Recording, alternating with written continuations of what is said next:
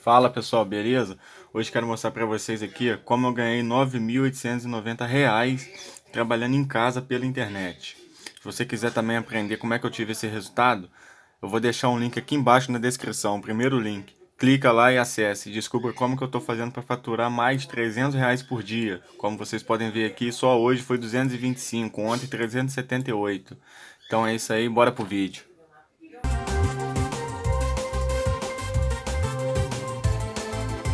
Olá, boa tarde. Um assessor especial do ministro do Turismo é preso numa operação que investiga candidaturas laranjas do PSL em Minas Gerais. No Japão, o presidente Jair Bolsonaro rebate as críticas de Angela Merkel e diz que o Brasil tem exemplo para dar para a Alemanha sobre meio ambiente. Um funcionário da empresa que elaborou o plano de emergência de Brumadinho diz que a Vale sabia que tinha pouco tempo para retirar as pessoas do refeitório. Um minuto é um tempo extremamente curto. Pânico em Uberaba, no Triângulo Mineiro. 25 bandidos atacaram 2 agências bancárias e trocaram tiros com a polícia. A polícia argentina apreende cerca de 1.000 carabinas e fuzis que seriam enviados para o Brasil. O flagrante de um acidente na Rússia. O avião bateu num prédio. 2 pessoas morreram, mas 46 saíram com vida. E a imagem de um salvamento impressionante na Turquia. O Jornal Hoje está começando.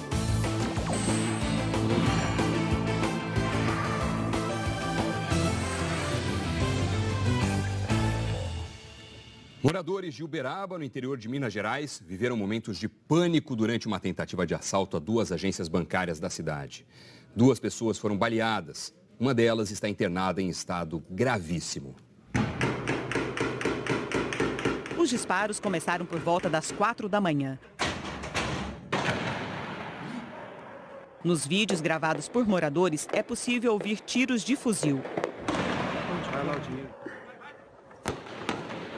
Segundo a Polícia Militar, 25 homens fortemente armados tentaram assaltar 2 agências bancárias que ficam em diferentes pontos da cidade. Em uma delas, os bandidos usaram explosivos. A Maria de Lourdes trabalha ao lado de onde foram as explosões. Fui pega de surpresa, em todos os sentidos. Durante a ação, os bandidos fizeram 3 reféns em uma farmácia. Na fuga, amarraram um homem no carro para servir de escudo humano. Moradores ficaram assustados. Pressão alta, bem alta. E aqui no prédio onde eu moro, tem muitos idosos.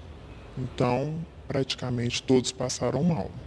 2 pessoas ficaram feridas durante o tiroteio. O caso mais grave foi de uma mulher de 21 anos que foi atingida com um tiro na cabeça. Ela foi socorrida por funcionários deste posto de gasolina e encaminhada ao Hospital de Clínicas. O estado de saúde dela é considerado gravíssimo.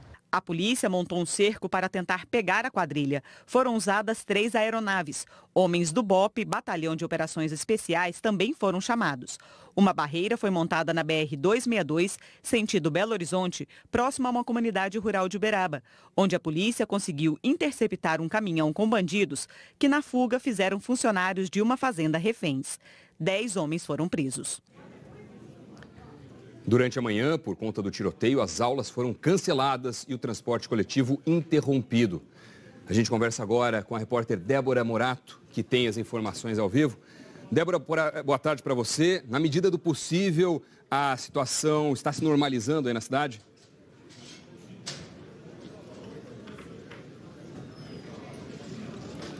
Oi, Doni, boa tarde para você, boa tarde para todo mundo. Voltando ao normal dentro do possível, né? Tá sendo um dia tenso aqui em Uberaba.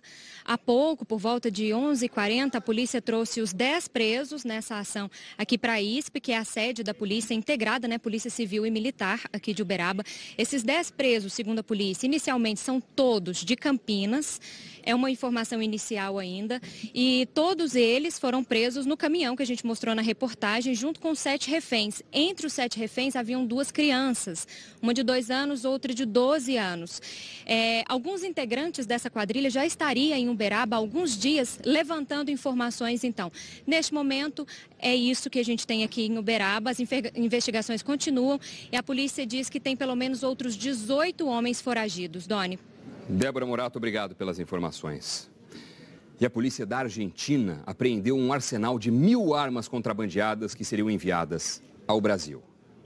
A polícia fez mais de 50 buscas em 5 cidades da Argentina. 17 pessoas foram presas.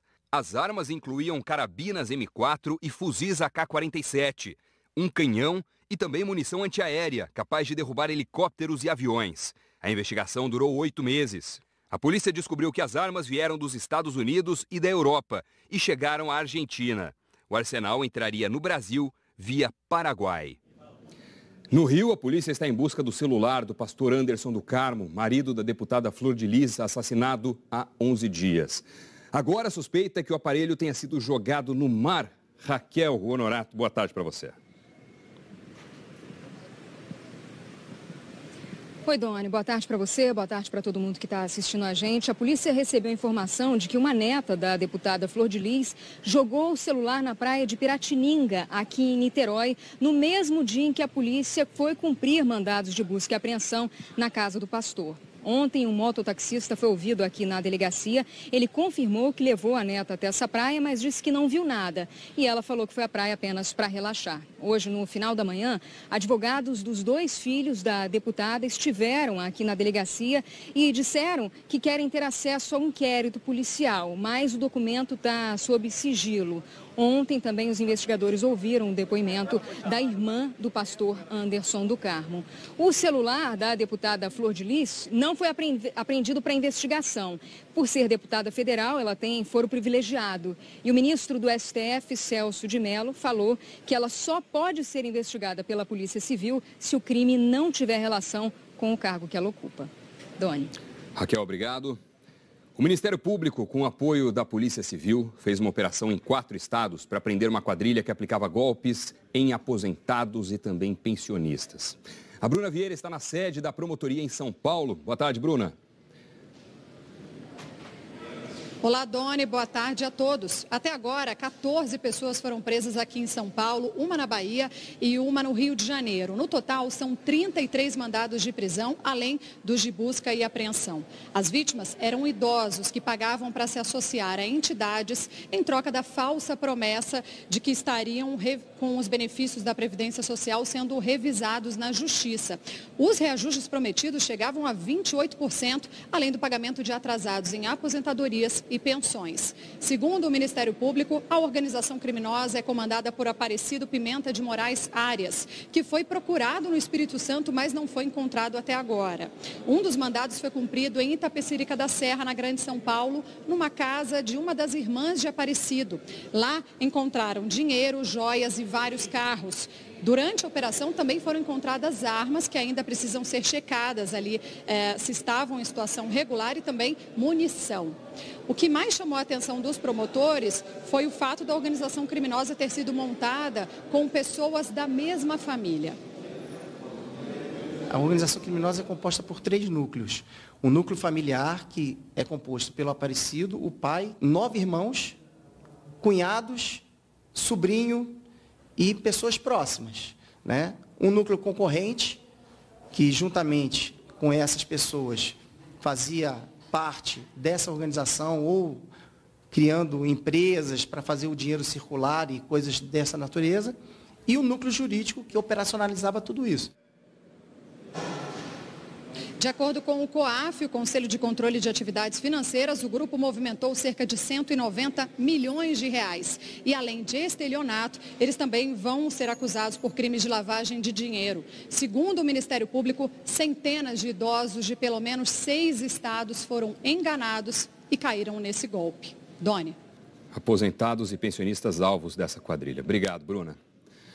O ministro Alexandre de Moraes, do Supremo Tribunal Federal, revogou a autorização para que o senador Assir Gurgax, que cumpre pena em regime aberto, viajasse de férias para o Caribe. O senador Assir Gurgax, do PDT de Rondônia, passou cedo no gabinete, segundo assessores. O nome dele também aparece na lista de presença de hoje, da Comissão de Direitos Humanos. Os assessores informaram que ele saiu do Senado para conversar com advogados. A viagem de férias do senador para Aruba foi cancelada ontem à noite, em uma decisão de ofício do ministro do Supremo Tribunal Federal, Alexandre de Moraes, antes de ele tomar conhecimento da notificação da Procuradora-Geral da República, Raquel Dodge. Mesmo cumprindo pena em regime domiciliar, o senador tinha conseguido uma permissão para viajar ao exterior na segunda quinzena de julho. A informação foi publicada pelo G1, o portal de notícias da Globo. A autorização foi dada pelo juiz Fernando Luiz de Lacerda Messeri, do Tribunal de Justiça do Distrito Federal. Mas diante da repercussão do caso, o ministro Alexandre de Moraes, além de cancelar a viagem, determinou que a Sir Gurgax entregue o passaporte em até 24 horas e que a Justiça do Distrito Federal não analise mais questões sobre o cumprimento da pena. O ministro também pediu que o Conselho Nacional de Justiça e o Conselho Nacional do Ministério Público tomem as providências que entenderem cabíveis. Os dois ainda não foram notificados. Quando o documento chegar, os corregedores dos conselhos vão analisar se abrem ou não processos de investigação. O senador Assir Gurgax foi condenado em outubro do ano passado a 4 anos e 6 meses de prisão por crimes contra o sistema financeiro. Ele fraudou um financiamento de R$1,5 milhão para renovar a frota de ônibus de uma empresa de transporte que administrava. O senador foi acusado de ficar com R$525 mil, de comprar com o restante ônibus velhos e de apresentar notas fiscais falsas. Foi preso na penitenciária da Papuda, em Brasília, em regime semiaberto. Podia trabalhar durante o dia no Senado, mas voltava à noite para dormir na prisão. Em maio deste ano, o senador passou a cumprir a pena em regime aberto.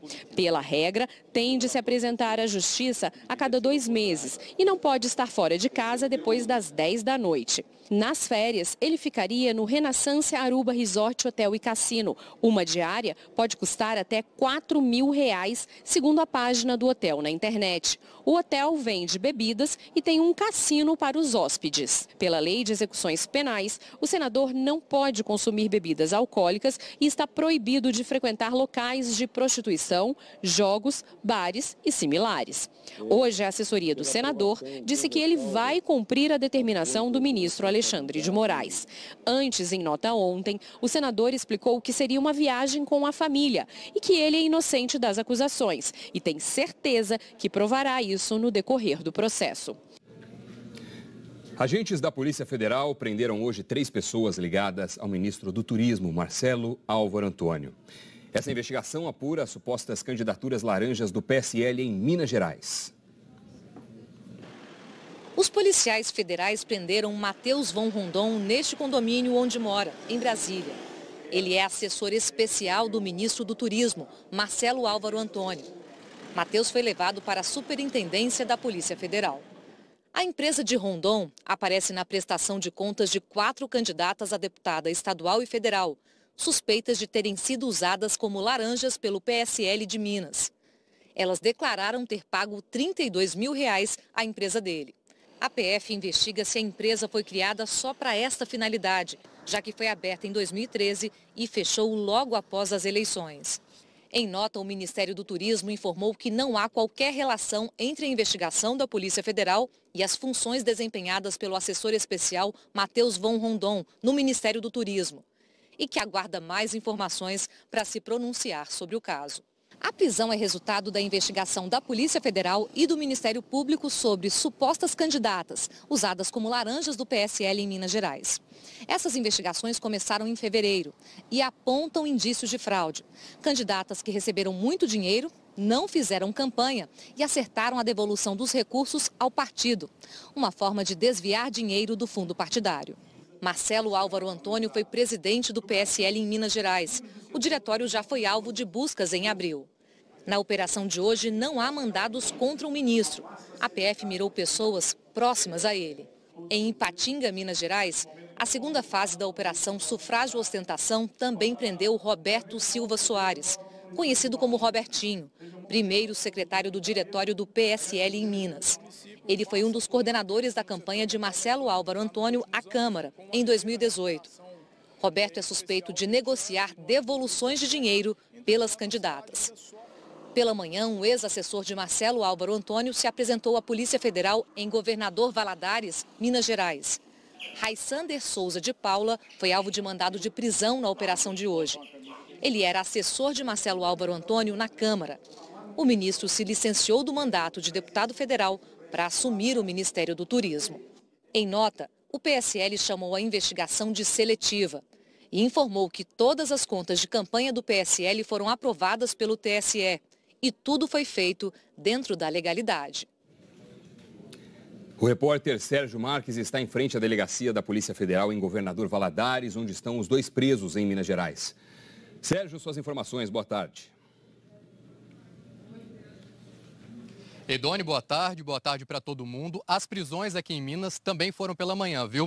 Raissander de Paula e Robertinho Soares foram trazidos aqui para a sede da Polícia Federal em Governador Valadares, no leste de Minas. O delegado responsável pelo caso, Marinho Rezende, veio de Belo Horizonte e a expectativa é que esses presos sejam ouvidos ainda nessa quinta-feira e eles devem permanecer aqui em Governador Valadares. Matheus von Rondon, preso em Brasília, também deve permanecer preso por lá. Lembrando que hoje também a Polícia Federal apreendeu computadores e celulares e todo esse material será periciado e tudo isso deve ajudar aí com as investigações, viu, Doni? Valeu, Sérgio Marques, obrigado pelas informações. Vamos agora às respostas dos citados. A assessoria do ministro Marcelo Álvaro Antônio informou que ele não é investigado e que ele se colocou à disposição para prestar depoimento à Polícia Federal, mas ainda não foi chamado. Nós não conseguimos contato com as defesas dos presos Matheus von Rondon, Roberto Silva Soares e Raissander Souza de Paula. Nós também não conseguimos contato com as candidatas que mostramos na reportagem. Débora Gomes da Silveira, Naftali Tamar de Oliveira Neres, Lilian Bernardino de Almeida Marquezin e Mila Fernandes. O Supremo Tribunal Federal autorizou o turco naturalizado brasileiro Ali Sipahi a retirar a tornozeleira eletrônica. O STF também derrubou a exigência de recolhimento noturno e nos fins de semana. O ministro do Supremo Tribunal Federal, Edson Fachin, entendeu que não existe o risco de Ali Sipahi fugir e que as limitações de horário estavam prejudicando o trabalho de Ali como dono de pequenos restaurantes. Ali Sipahi, nascido na Turquia e naturalizado brasileiro, responde a processo de extradição para a Turquia. Ele chegou a ficar mais de um mês preso preventivamente na Polícia Federal em São Paulo por decisão do próprio Fachin. Depois foi solto, mas com restrições. Agora, ele só não pode sair de São Paulo e o passaporte continua retido pela Justiça. O empresário, que vive no Brasil há 12 anos, faz parte de um grupo da comunidade turca chamado Hizmet. O presidente da Turquia, Recep Erdogan, acusa o líder do Hizmet, o religioso Fethullah Gulen, de estar por trás de um golpe para derrubá-lo do poder em 2016. Gulen, que vive nos Estados Unidos, sempre negou. Após a tentativa fracassada de golpe, o governo de Erdogan começou a prender opositores em massa. Gulen e o Hizmet passaram a ser considerados terroristas.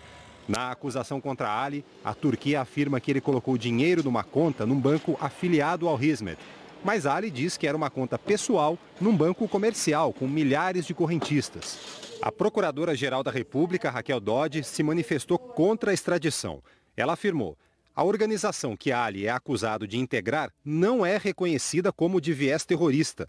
Lembrou que na Turquia existe um estado de emergência e, em tal contexto, ocorreram demissões de juízes, promotores e servidores públicos, pessoas passaram a ser detidas e presas arbitrariamente, e que existe possibilidade concreta de que Ali seja submetido a um juízo de exceção na Turquia. Fachin escreveu que, na conformidade do parecer da Procuradoria, diversas intercorrências fragilizam os requisitos para a extradição. O pedido de extradição de Ali Sipahi vai ser julgado pela segunda turma do Supremo Tribunal Federal e está marcado para agosto.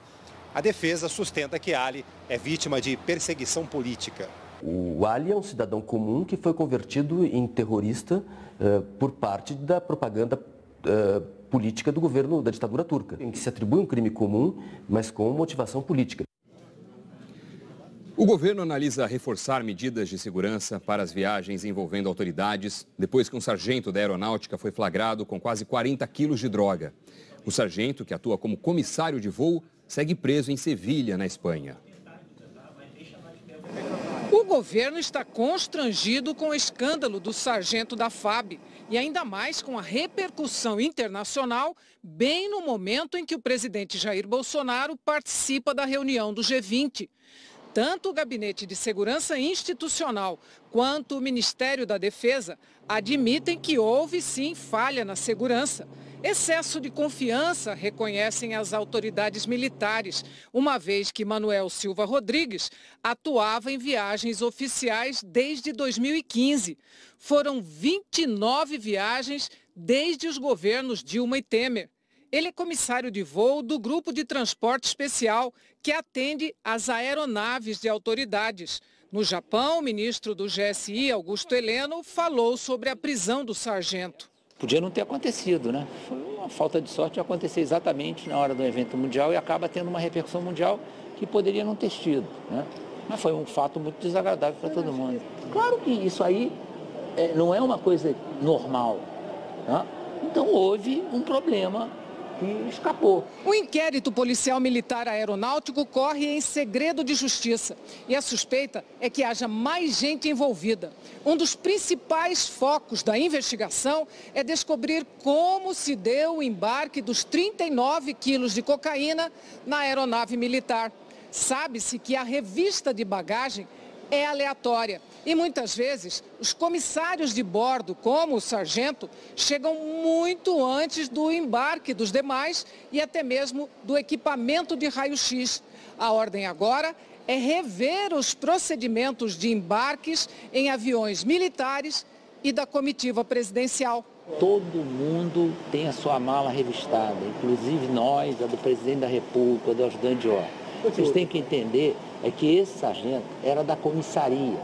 Ele chega muito antes. Você não tem efetivo para manter todo o tempo um esquema de vigilância, de passar a bala no... Manuel Silva Rodrigues está preso em Sevilha, na Espanha, sem direito à fiança. Ele não tem advogado e o governo espanhol está providenciando um defensor público para ele.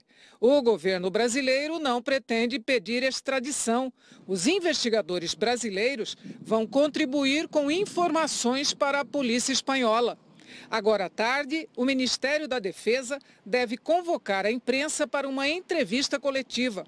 A FAB, o GSI e representantes da Defesa passaram a manhã reunindo informações sobre o caso. O presidente Jair Bolsonaro já está no Japão para o encontro do G20, que reúne os líderes das 20 maiores economias do mundo. Ao chegar a Osaka, ele rebateu os comentários que a primeira-ministra alemã, Angela Merkel, fez sobre a política ambiental do governo brasileiro. Os líderes das maiores economias do mundo desembarcaram no Japão, que pela primeira vez vai sediar o G20. O presidente Jair Bolsonaro chegou à tarde, horário local. Ainda caminhou por cerca de 1h30, tirou fotos, conversou com algumas pessoas nas ruas de Osaka e depois foi jantar. Mas antes disso, tinha conversado rapidamente com jornalistas que o aguardavam no saguão do hotel. O presidente foi perguntado sobre uma declaração da chanceler Angela Merkel ontem ao parlamento alemão. Ela expressou preocupação com a política ambiental brasileira com relação à Amazônia e afirmou que gostaria de ter uma conversa clara com Bolsonaro. Dramatisch finde, was dort zurzeit in Brasilien geschieht. O presidente fez ressalvas à cobertura dada pelo que chamou de parte da imprensa sobre essas declarações, que, segundo ele, era preciso filtrar o que estaria contaminado nessa notícia. Nós temos exemplo para dar para a Alemanha, inclusive, sobre meio ambiente.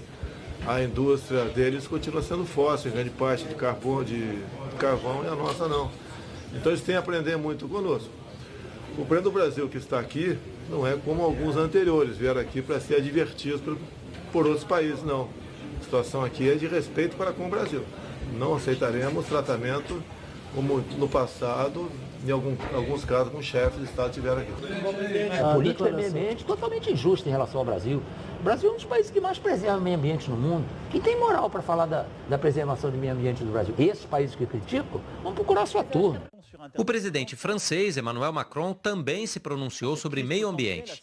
Disse que não vai assinar acordos comerciais com o Mercosul se o Brasil deixar o Acordo de Paris, que trata de medidas de prevenção ao aquecimento global. Nessa sexta-feira, Bolsonaro conversa a sós com Macron e também com o presidente dos Estados Unidos, Donald Trump. A programação do G20 também prevê as chamadas bilaterais, reuniões entre líderes de dois países que se encontram para tratar de diferentes assuntos. Um desses encontros gera expectativa para o mundo inteiro. No sábado, Trump e o presidente da China, Xi Jinping, podem dar um passo em direção a um acordo para acabar com a guerra comercial entre eles. As duas maiores economias do mundo são também principais parceiros dos outros países que observam e evitam escolher um lado. Posição do Brasil, por exemplo. Existe a expectativa de que a declaração conjunta ao fim da cúpula fale em promoção de comércio livre. No ano passado, no G20 realizado em Buenos Aires, um apelo pelo fim do protecionismo econômico foi retirado do documento final por pressão dos americanos. Antes de embarcar para a cúpula do G20, a primeira-ministra alemã Angela Merkel participou de um compromisso oficial em Berlim e passou mal pela segunda vez em menos de 10 dias. Vamos falar com a correspondente na Europa, Marina Isidro. Oi, Marina, boa tarde. Oi, boa tarde, Doni, boa tarde a todos. Foi hoje de manhã, em uma cerimônia em Berlim. Angela Merkel, que vai completar 65 anos mês que vem, aparece nas imagens segurando os braços enquanto o corpo dela tremia. Isso durou alguns minutos. A primeira-ministra recusou um copo d'água que foi oferecido a ela. Assessores disseram que Merkel está bem e ela, inclusive, já viajou para o Japão para a cúpula do G20. É a segunda vez em menos de 10 dias que Merkel sofre tremores. O episódio anterior foi dia 18 de junho, quando participava de uma cerimônia ao ar livre, no sol, com o presidente da Ucrânia. Na ocasião, ela disse que a causa foi desidratação e que se sentiu melhor depois de tomar água. Em 2017, Merkel passou por uma situação parecida no México. Vale lembrar que a Europa vive uma onda de calor. Esse é o mês de junho mais quente da história da Alemanha, com máxima de 38,6 graus. Doni. E é impressionante a imagem dela, o registro feito. Obrigado, Marina, pelas informações. A Câmara dos Deputados adiou a leitura do relatório final da Comissão da Reforma da Previdência. Mais uma tentativa de incluir estados e municípios na proposta. Vamos ao vivo a Brasília. Fabiano Andrade, boa tarde. Boa tarde para você, Doni. Boa tarde a todos. Em vez da leitura do relatório, os líderes dos partidos e o relator da proposta, o deputado Samuel Moreira, passaram amanhã reunidos na casa do presidente da Câmara, deputado Rodrigo Maia. Esse encontro foi para definir as condições para que estados e municípios também sejam contemplados pela reforma da Previdência. O presidente da Câmara quer um esforço dos governadores para juntar votos a favor da reforma da Previdência, até mesmo de partidos da oposição. Por outro lado, os governadores cobram a aprovação de projetos de interesse dos estados. São propostas que já tramitam há bastante tempo na Câmara, que podem aliviar as dívidas estaduais e facilitar o acesso a recursos da União. O encontro final, portanto, entre parlamentares e governadores ficou para terça-feira. O presidente da Câmara voltou a dizer que espera a inclusão de estados e municípios na proposta que deve ser votada ainda antes do recesso de julho. O que eles estão pedindo é o que já está combinado com o Congresso e com o Executivo. A questão é o que nós precisamos para não perder voto. Nós precisamos que os parlamentares próximos aos governadores compreendam a importância da inclusão dos governadores e colaborem com seus estados, ajudando na aprovação da Previdência. O maior problema agora é a gente organizar quantos votos, né, e quem serão os atores dessa solução para ajudar a votação da reforma da Previdência. A expectativa é que a reforma seja votada na comissão no dia 3 de julho. E a partir daí o tempo é curto para a discussão no plenário, porque os parlamentares saem de recesso já no dia 18.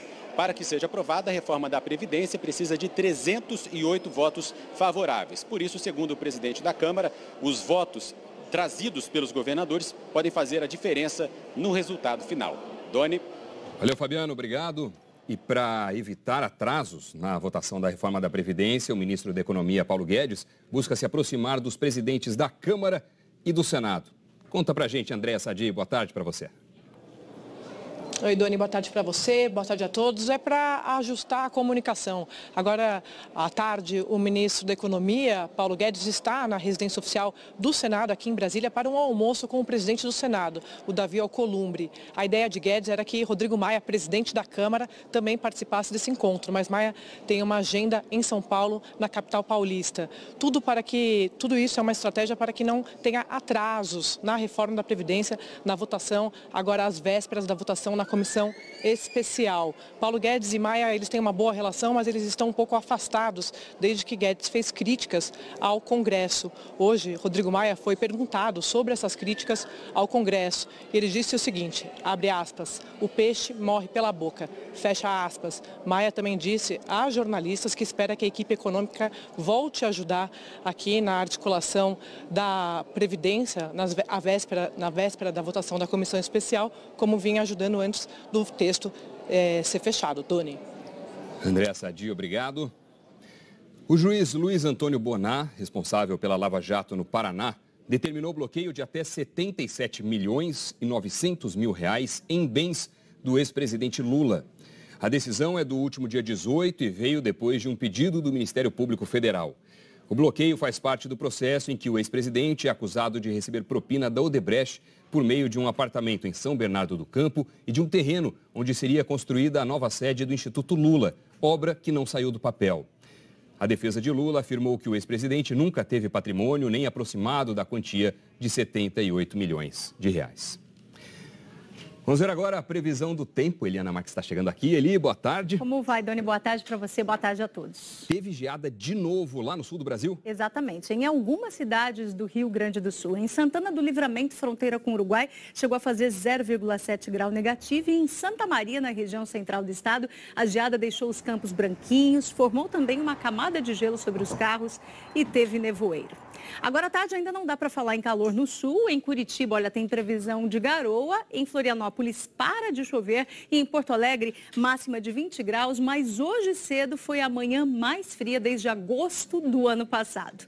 E à noite tem Jogo do Brasil na capital gaúcha pela Copa América. E vai estar bem frio, com sensação, olha só, de apenas 10 graus. Pelo menos sem previsão de chuva. Já que a gente está falando em números, como ficam as temperaturas nas outras regiões? Bom, nas outras regiões aí sim continua o calorão, né? Temos aqui máximas, olha, de 32 graus lá em Manaus, também em Fortaleza, em Vitória, no Rio 29, aqui em São Paulo mais fresco 25, já choveu. Agora volta a esquentar em Campo Grande com máxima de 28 graus.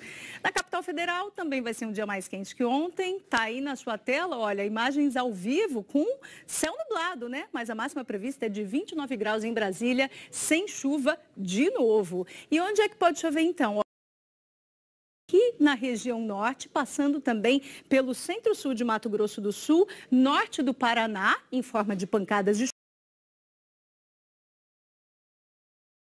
Centro-sul de São Paulo, pegando também aqui grande parte do litoral baiano, da Paraíba e do Rio Grande do Norte, uma chuva mais fraca. No leste de Pernambuco, em toda essa faixa aqui em laranja, olha, que passa também por Alagoas e Sergipe, aí um risco de chuva mais encorpada, justamente por causa dessa umidade toda aqui que está chegando do oceano. Inclusive a Marinha emitiu um alerta para ventos fortes, desaconselhando a navegação e também a prática de esportes náuticos. E tem também tempo seco no Brasil, Eli? Tem sim, olha, principalmente naquela região que fica mais ali no centro do Brasil. Então o tempo fica bem seco no sertão nordestino, passando por Mato Grosso e Goiás, e no sudeste, principalmente no norte de São Paulo e também em Minas Gerais. Então, quem está nessas regiões tem que reforçar a hidratação, olha, beber bastante água mesmo, porque os índices de umidade do ar vão ficar bem longe do ideal para a saúde. E aí, uma última notícia agora para amanhã. Amanhã volta o risco de temporais lá na fronteira do Brasil com o Uruguai.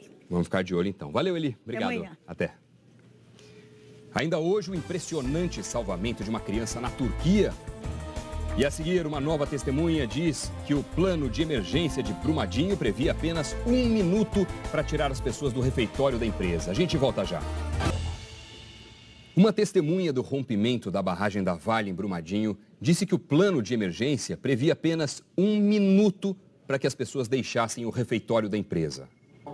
A CPI da barragem de Brumadinho ouviu hoje o funcionário da empresa de engenharia que elaborou o plano de emergência para a mina do Córrego do Feijão. Sérgio Pinheiro disse aqui na CPI que o documento informava a Vale que, em caso de rompimento da barragem, o tempo para quem estivesse nos escritórios ou no refeitório da mina seria curto demais para fugir. O rejeito atingiria toda essa área em até 1 minuto. Eu acho que o tempo é muito curto, né? 1 minuto é um tempo extremamente curto mas eu não tenho a informação do resultado do simulado, né, para saber se esse tempo seria suficiente ou não. Na Assembleia de Minas já foram ouvidos funcionários da Vale, prestadores de serviços e consultores terceirizados. Nesta semana, funcionários contaram que no dia do rompimento da barragem, houve uma detonação no complexo Paraupebas, mas eles divergem sobre o horário dessas explosões. Esta foto, conseguida com exclusividade pela TV Globo, mostra que detonações estavam previstas para pouco antes do rompimento da barragem de Brumadinho. A empresa negou que tenha detonado explosivos antes do horário da tragédia. Este funcionário da Vale garante que não houve explosão depois do rompimento da barragem. Não houve, porque você, além de você ouvir, você enxerga e você sente, porque treme. Manuel estava 40 metros acima do local da placa. Sabendo que nossos amigos ficou todos soterrados, alguém ia trabalhar naquele momento, a não ser no resgate. A Vale disse que realizou simulados de emergência antes da tragédia e que o rompimento da barragem se deu de forma abrupta, o que impossibilitou o acionamento do protocolo de emergência. A Vale disse ainda que as detonações só aconteceram depois do rompimento da barragem em Brumadinho. O IPEA, Instituto de Pesquisa Econômica Aplicada, apresentou hoje um estudo da evolução das despesas do governo federal na educação. A conclusão é que os gastos não obrigatórios no ano passado foram os menores da última década. O Hospital do Fundão, no Rio de Janeiro, está caindo aos pedaços. Tem água jorrando do teto, fendas se abrindo no chão, abandono para tudo que é lado. É nessa estrutura doente que estudam os alunos do curso de Medicina da UFRJ. Manutenção de instalações, contas de luz, de água, salário de funcionários terceirizados. Esses gastos, chamados discricionários ou não obrigatórios, estão em queda. É o que mostra um estudo do IPEA. Na parte que trata de educação, o estudo mostra que as despesas obrigatórias, basicamente salários e auxílios dos servidores da ativa, cresceram de forma constante ao longo de 10 anos. Enquanto as despesas não obrigatórias cresceram entre 2008 e 2013 e desde 2014 estão sendo cortadas. A pesquisa aponta que ano passado o governo federal gastou 27% a mais em educação do que o mínimo exigido por lei. Quase 90% dessas despesas, salários. Com o orçamento engessado, o Ministério da Educação passou a tesoura nos gastos não obrigatórios. Em 2018, R$1 bilhão a menos do que em 2008. Esse estudo do IPEA trata as contas da educação do ponto de vista fiscal. É um retrato do que o governo tem feito para conter despesas num cenário de aperto das contas públicas. Mas para especialistas e gestores, o que esses números mostram é motivo de preocupação. Significa um retrocesso, porque isso significa que escolas novas não estão sendo construídas, que as bibliotecas estão com livros não atualizados, os alunos não têm acesso à conectividade, a computadores, a recursos que eles vão precisar na vida adulta. O Ministério da Educação não comentou o estudo do IPEA. A direção do Hospital do Fundão disse que reconhece os problemas elétricos e hidráulicos, mas afirma que não há sinais de que o prédio esteja em risco e informou ainda que fará um projeto de recuperação do hospital. A seguir, filhotes de uma espécie de onça ameaçada de extinção nascem em um refúgio no Paraná. E uma imagem impressionante. Uma menina de 2 anos é salva por um jovem ao cair de um prédio na Turquia. A gente volta já. Um avião com 48 pessoas a bordo fez um pouso de emergência na Sibéria e bateu em um prédio. 2 pessoas morreram e 7 ficaram feridas. Uma passageira registrou com o telefone celular o momento em que o avião pousou e depois saiu da pista. O avião bateu no prédio e pegou fogo. O acidente com o avião bimotor modelo Antonov AN-24 foi na região da Buriácia, na Sibéria. Um piloto e um técnico morreram. O mais impressionante é que todos os passageiros sobreviveram. Um dos motores falhou e autoridades de aviação vão investigar o que causou o problema. Uma imagem dramática da Turquia mostra o momento em que uma menina de 2 anos cai de um apartamento e é resgatada por um jovem de 17 anos na rua. O imigrante argelino Feuzi Zabat, que trabalhava em uma oficina na mesma rua do prédio, percebeu que algo estava errado e ficou atento, olhando para o alto. Foi quando a menininha síria Doha Mohamed caiu do 2º andar. Segundo a imprensa turca, a mãe dela não viu a menina perto da janela porque estava cozinhando. O jovem argelino disse depois, em uma entrevista, que ele fez o que ele tinha que fazer e comemorou que a pequena Doha esteja bem, sem ferimentos. A família da menina classificou o Zabat como um herói e deu a ele uma recompensa equivalente a R$ 133. Que imagem! 2 filhotes de onça de uma espécie ameaçada de extinção nasceram no refúgio de Itaipu, no Paraná. As 2 onças ainda não têm nome. Elas nasceram no refúgio biológico de Itaipu. A reprodução em cativeiro é uma medida para preservar a espécie ameaçada de extinção. A fêmea é preta, como a mãe, Nena. O macho tem o pelo pintado, como o pai, Valente. É uma combinação genética que torna isso tudo mais divertido e bonito, né? Por enquanto, quem visita o refúgio biológico só vai conseguir ver o Valente, pai das oncinhas. Os filhotes estão com a mãe em um outro recinto. É uma fase de adaptação que deve durar cerca de 4 meses. Os 2 são irmãos da onça Cacau, a primeira onça pintada a nascer no refúgio depois de 14 anos de tentativas. Agora, o trabalho é para que elas voltem à natureza. Os visitantes que já sabem da novidade estão ansiosos para conhecer as oncinhas. É uma espécie muito bonita mesmo e é muito triste estar em extinção. Está todo mundo muito ansioso para ver como que são os bebezinhos, devem ser muito fofos também. Brasil e Paraguai abrem hoje as quartas de final da Copa América na Arena do Grêmio. Vamos ao vivo a Porto Alegre porque o Eric Faria tem as informações sobre a seleção. Salve, Eric, boa tarde. Oi, Doni, boa tarde para você, boa tarde para todo mundo. E olha, a seleção brasileira terá uma novidade em campo logo mais. O meio-campo Alan, jogador do Napoli, foi o escolhido para substituir o Casimiro, que está suspenso.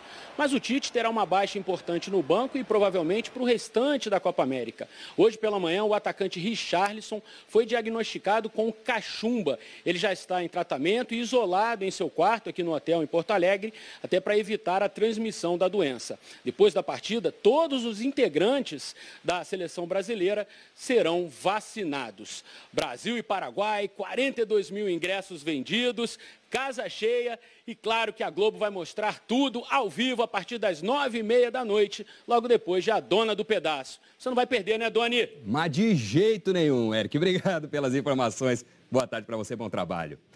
Jornal Hoje.